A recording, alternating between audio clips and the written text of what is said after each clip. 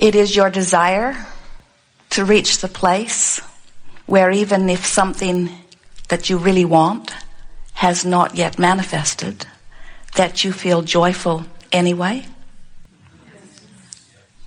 Well, wanting that is a good thing, because when you get to the place that unfulfilled desires feel fresh, when something that you want calls you in that good way rather than hounds you in that bad way, when your unfulfilled desire feels like it did when you were 2 or 3 or 4, then you have returned to the vibrational stance that you have always intended.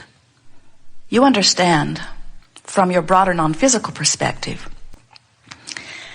that there is no question about you being able to receive anything that you desire, because from that vantage point you understand your deservability, you understand your worthiness, you understand the laws of the universe, you understand that when you ask, it is always given.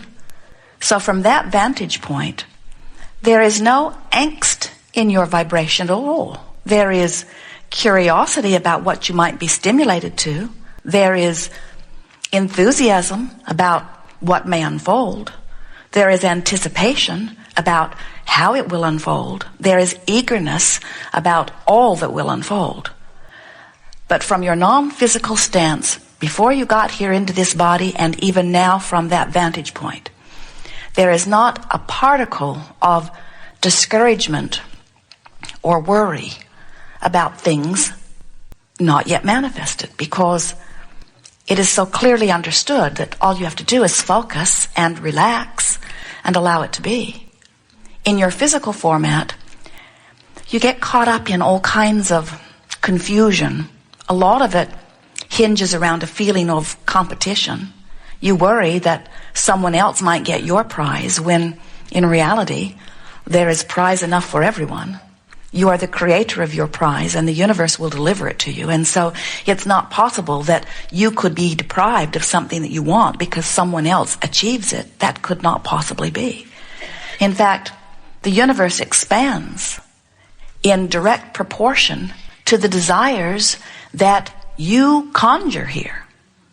Source energy stream exists in its powerful focused force because of your focusing of your desires. So over time, those of you who've been listening to us for a while have heard us expressing that there are 3 steps, simple steps really. Laws are like that, aren't they? Simple in theory and a little trickier in application. But step 1 is ask, and you can't stop doing that. You do it all the time. Preference is born constantly out of your observing and remembering and focusing, imagining. So step 1 is a sort of automatic step that you couldn't stop doing even if you tried. Your asking is the byproduct of your living in this focused environment. Step 2 is not your work. Source answers what you ask for. It answers the cells in your body. It answers spoken requests. Source answers not spoken requests. Source answers your vibrational signal, your preference, your desire. Step 3 is what this gathering is all about, because step 3 is about you bringing yourself into vibrational alignment with your desire. And the reason that often physical friends are not in vibrational alignment with their desire is because they're focused upon something other than their desire. Now think about it. Law of attraction says that which is likened to itself is drawn. So if you want something and you're focused on that something that you want, then you are offering a vibration about that something that you want, and you are fulfilling all 3 steps.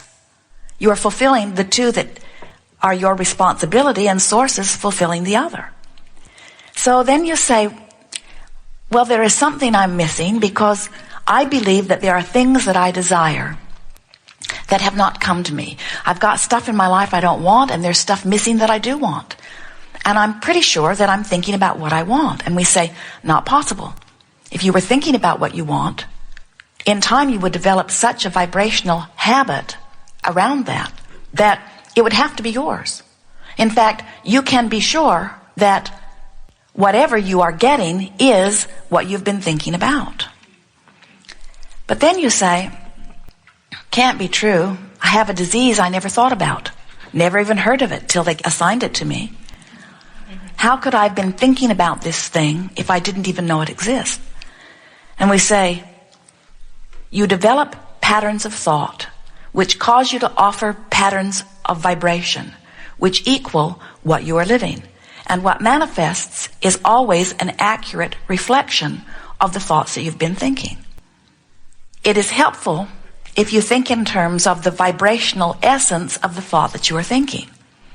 You might not have assigned it a name, but if you are focused upon the absence of well-being in some area of your life, and you have held your attention upon that enough that you've sort of, we like to say, beat the drum of it, meaning you develop a vibrational cadence. It's where your thoughts easily go. It's where your conversations easily turn. It's just the way you feel about this or about this or about this or about this. Those practiced conscious or unconscious vibrations then become your point of attraction, and what you're getting matches that perfectly every single time. So it's really a wonderful thing when you realize that, because then you can start watching for evidence of your vibration. Now, there are two ways to watch for that evidence. You can wait till something manifests and then say, oh yeah, I recognize that. Or you can pay attention to the way you feel and say, oh yes, I can feel what's coming. Your emotions are these fabulous indicators that let you know what your vibrational content is. And your emotions feel the way they do because of two important vibrational factors. The factor of desire, which is the summoning power, and the factor of allowing, which is the letting what you've summoned flow or the not letting what you've summoned flow. If you really, really want something, you're summoning energy in a stronger way. If you've wanted it for quite a while, you're summoning it even more. If you think about it often, you're summoning it specifically. So just like you can take a spectrum of light and focus it into a very powerful laser beam, you have desires that you have focused into very powerful laser beams. So the more focused thoughts are the thoughts where the energy moves faster. And in that faster energy, any contradiction shows up more. Just like if you're driving your car 100 miles an hour and you hit a tree, the tree is a bigger factor than if you were going 5 miles an hour.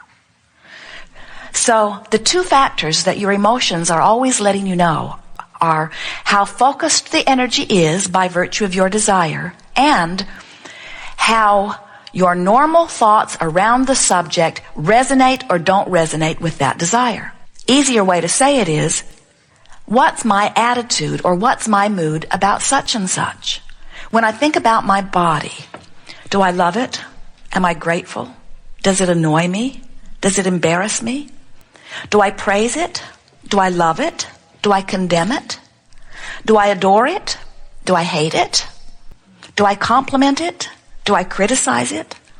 In other words, what kinds of things do you say about your body? Do you stand before the mirror and love what you see? Or do you stand before the mirror and feel embarrassed or unhappy or even hateful about what you see? When you think about dollars, do you feel joyful when you think about dollars? Does the subject of dollars make you feel free? Do you feel eager and enthusiastic about dollars? Do you feel afraid when you think about dollars? Are you worried about dollars? Are you angry about dollars? Are you embarrassed about dollars? Are you fitful about them, worried about them, eager about them, happy about them? When you think about your money or the greater economy, are you grateful for economy? Do you love it when someone thrives? Are you jealous when someone thrives? Do you feel happy for a friend succeeding? Do you feel unhappy about your not so much success when you see a friend succeeding? Do you blame the government? Do you blame the economy? Do you blame your employer for not paying you more? how do you feel? It turns up in all these different ways. All day, every day, you have opinions and attitudes. Most of them you didn't even figure out on your own. You hung around with somebody else, who hung around with somebody else, who hung around with somebody else, who hung around with somebody else. And often you've developed an attitude about money. You know, there's a pervasive attitude about money that says rich people somehow are inappropriate. They've done something wrong. How dare they succeed and point out to me my lesser success? Or even worse, how dare they succeed and take such a big piece of the pie that the rest of us are left with crumbs, or maybe nothing? If you are not sure what your vibrational essence is, we understand why you might not be sure, because most physical friends have not been noticing the emotional correlation between thoughts that just feel normal. In other words, when you woke up every day and you heard your mother say something, and you trusted your mother, she gave you food, she gave you shelter, she seemed like the vortex through which a large amount of your well-being flowed, and so she seemed like someone to listen to, and she was bigger than you, and she always thought she was right, especially in the beginning. And so you began to pattern your thoughts around the same kinds of thoughts that she was thinking, because things went better for you when you did that. When you disagreed with her, it didn't go as well. Then when you went to school, there were others who wanted your agreement. And as you get out into the world or into your own relationships, there are others who want your agreement. And so you find yourselves, bless your hearts, upside down and all around as you are trying to conform to the primary stream of thought relative to subjects.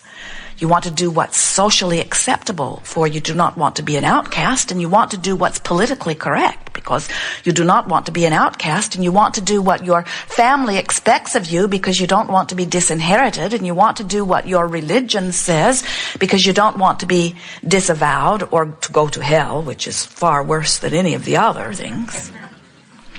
And so most of you have been using standards or measurements that are outside of you and that have nothing to do with you in order to try to formulate your thoughts or opinions or attitudes or actions. And in the process, what has happened is you have picked up an incredible hodgepodge of beliefs, some of which serve you, some of which do not. But most of our human friends feel powerless in what comes to them because they've been practicing this vibration and practicing this vibration and practicing this vibration and practicing this vibration and picking up thoughts and beliefs based upon the evidence that the society produces around them.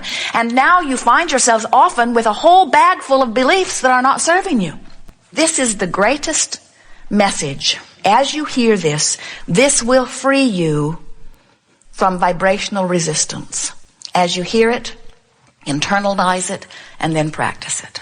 The thing that is most hindering, you look at what people are living, and you gather your evidence or statistics, and then you claim it as true. You say, it must be true.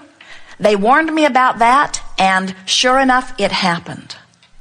And what we are wanting so much for you to hear is that what anyone is living, you included, your culture, your environment, your society, your city, your family, your person, what anybody is living, the truth or the evidence that you are producing is only the truth that manifests in response to the habit of vibration that you offer. So when you look out into your society and you see something wanted or unwanted and you proclaim it as true, which is the reason that you give that others should think about it, write about it, talk about it, understand it, and accept it as truth. Do you feel how screwy that is? That's like saying, there's something out there that I do not want, but because somebody else created it in their experience and it became their truth, now I must beat the drum of it and make it my truth too. And we say, fortunately, there is a variety of truths for you to pick from. Fortunately, you are the creator of your own truth. Fortunately, no one can write a book. No one can start a movement. No one can center a religion. No one can say, these are the things that are important for you to do and these are the things that you must not do. Because no one knows the mix of intentions and the mix of beliefs that you hold. You get to choose all of it.